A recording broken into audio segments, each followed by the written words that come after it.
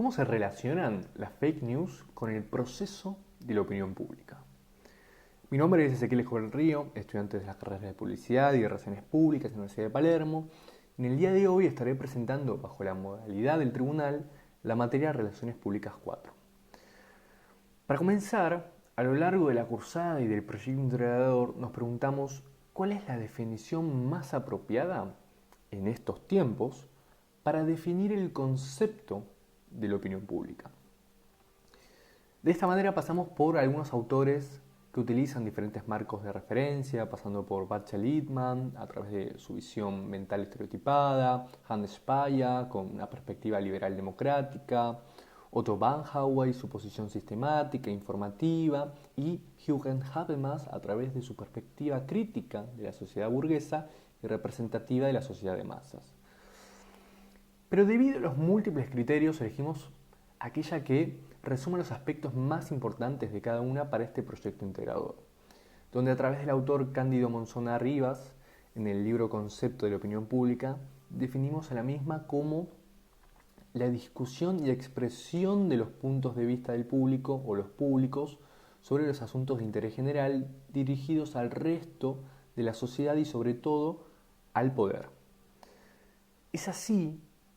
que una vez establecido el concepto de la opinión pública con el que se trabajó en el proyecto integrador, se pudo desarrollar la formación de la opinión pública, en donde para adentrarse en este concepto se introduce un ensayo de investigación de la Universidad de Salamanca titulado Opinión pública y comunicación, el doble flujo de la comunicación política, donde se describe al mismo como una serie de momentos interdependientes de flujos y reflujos complementarios entre sí. Por eso, tomando la misma perspectiva de los autores para analizar este proceso de formación de la opinión pública, se toma una de las propuestas teóricas más conocidas en relación a las cuestiones políticas, al flujo de la comunicación en dos escalones. En el libro de People's Choice, un estudio psicológico y estadístico que es histórico de los votantes estadounidenses durante las elecciones presidenciales del 1940 hasta el 44, efectúan un hallazgo significativo. O sea, descubren el papel de la influencia personal sobre la influencia de la comunicación de masas en la esfera política. En esta campaña del 40, los investigadores autores rastrearon una muestra de población de 600 personas del condado de Erie, Ohio, y las entrevistaron mensualmente durante los 7 meses previos al día de las elecciones. Y su estudio posterior en el 44 amplió justamente la muestra para incluir una muestra representativa a nivel nacional de 2.000 votantes, y de esta manera descubrieron que los medios como los diarios, la radio y las propagandas políticas no tenían una influencia profunda en los hábitos de votos individuales, pero en cambio las interacciones interpersonales y el boca en boca fueron más importantes para la mayoría de los votantes. Por eso la participación en discusiones y conversaciones políticas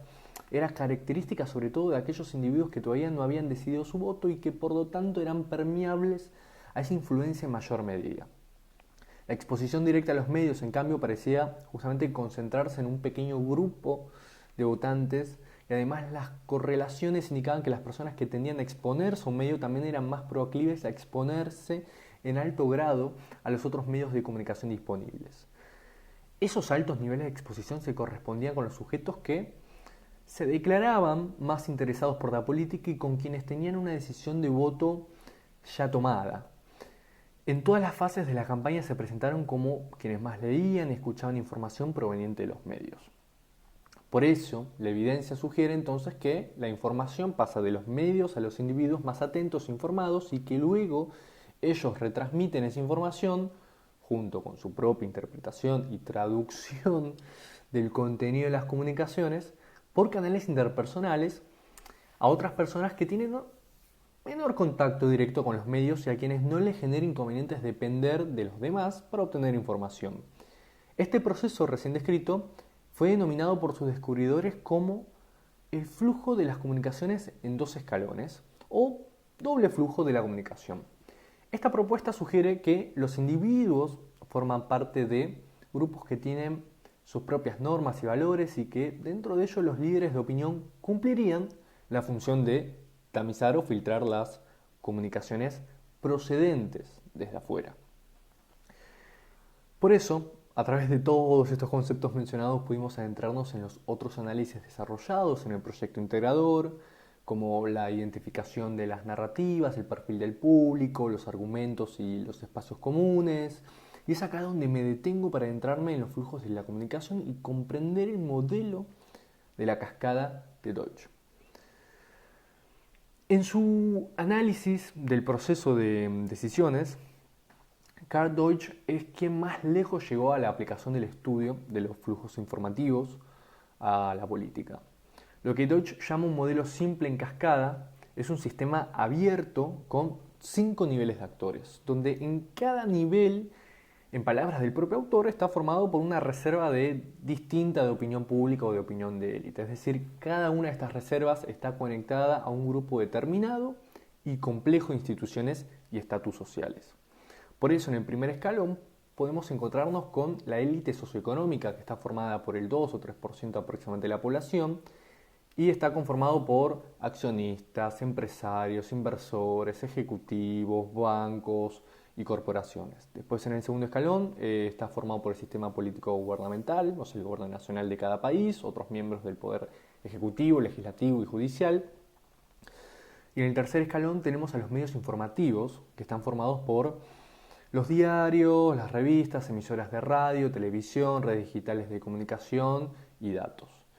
En el cuarto escalón se encuentran los líderes de opinión que se confunden habitualmente con los que escriben y hablan a diario en los medios informativos, pero no son necesariamente los mismos. Según Deutsch, los líderes de opinión son aquellos hombres y aquellas mujeres que transmiten la mayor parte de la información, ya sea nacional o internacional, que llega a los ciudadanos menos atentos, pero que se fían de las interpretaciones y de los modelos de respuestas recibidos de los primeros. Es decir, en este cuarto escalón podemos encontrar un punto en común, un diálogo entre Deutsch y los autores e investigadores del libro The People's Choice. Y por último tenemos el quinto escalón, que se conforma por el electorado o aquellos ciudadanos activos que acuden a votar y que deciden con su sufragio quiénes gobiernan. Finalmente, para concluir, se puede decir que a través de todos estos conceptos desarrollados pudimos comprender en el proyecto integrador que la corriente de la opinión pública va a ser retroalimentada por todo aquel ciudadano activo que piense de la misma forma y comparta estas creencias y prejuicios. De tal manera que al recibir esta información no investigará antes de compartirlo y así abrir la posibilidad de originar una fake news. Desde ya, muchas gracias.